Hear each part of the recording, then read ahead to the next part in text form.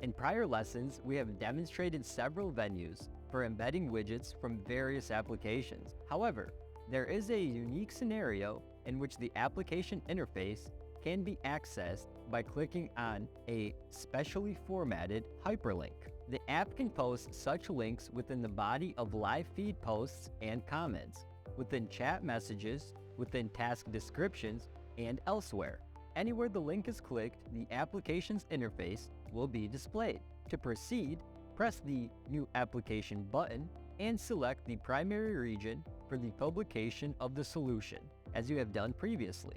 Within the solution form, click the Create button and choose the Use REST API type. Activate the Add Widgets option, keeping in mind that this will include application embedding to the list of authorized scopes. Additionally, include the activity stream scope as it will be necessary for the example. Download the example provided with this lesson and upload it to your server in the same manner as described in previous lessons on local integrations. Enter the paths of the uploaded application in the version form, as previously demonstrated.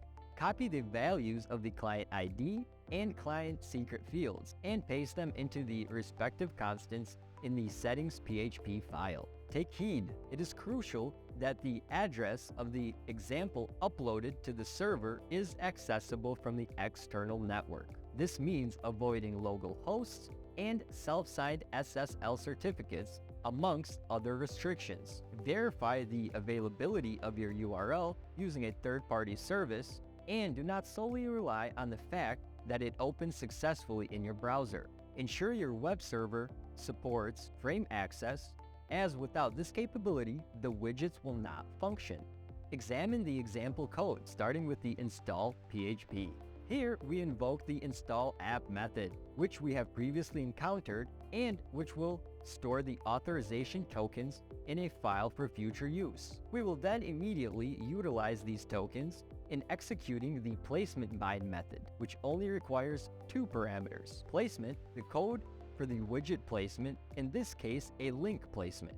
Handler, the hyperlink to the widget interface, which will open in the frame when clicked. Return to the developer area. The present page affords you the opportunity to install the app on your Bitrix24 platform and to evaluate its functionality prior to its release on the Bitrix24 market. Enter the address of your Bitrix24 account where you hold administrative privileges and press the Install button. This will redirect you to the portal and initiate the application installation process. Upon publication in the directory, the installation procedure will be further enhanced, but for now, it is imperative that we confirm the technical viability of the app.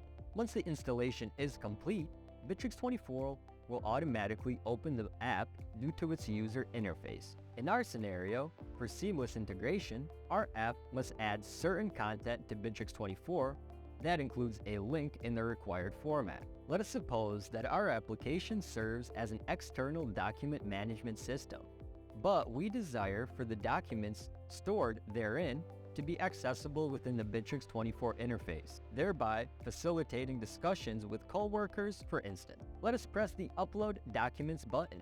The app will then insert a live feed post, which includes 3 links to external documents. We shall confirm that clicking on each link opens a slider, displaying the widget, and that a different document opens each time. Let us examine the implementation of this remarkable functionality through a straightforward embed. We will begin by opening the index.php file. All the code can be traced back to a call to the log blogspot add method, which incorporates the post into the live feed. However, the most intriguing aspect lies in the way links are formulated within the text of the post. A link will be considered as an inline if it encompasses the path marketplace/view. Furthermore, the link may possess the parameter, which constitutes an array of arbitrary keys. In this example, I chose to use the doc key, specifying a particular conditional document identifier. Where does the symbolic code of the app specified in the my app code variable originate from? Let us revisit the developer area and open the solution form. In the upper right-hand corner, there exists an interface that permits you to retrieve or modify the symbolic code of the application.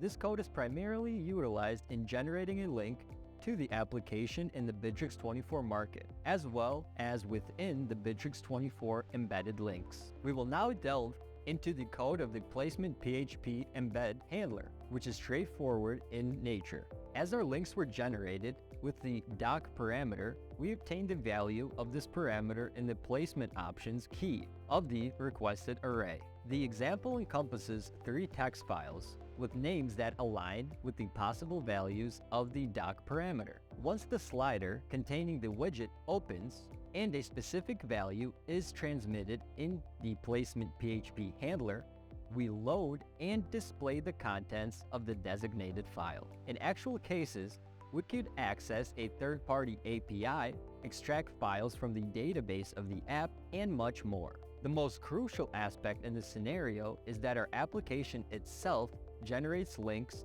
with the appropriate parameters, and it also functions as a tool for visualizing the content of these links from the end user's perspective.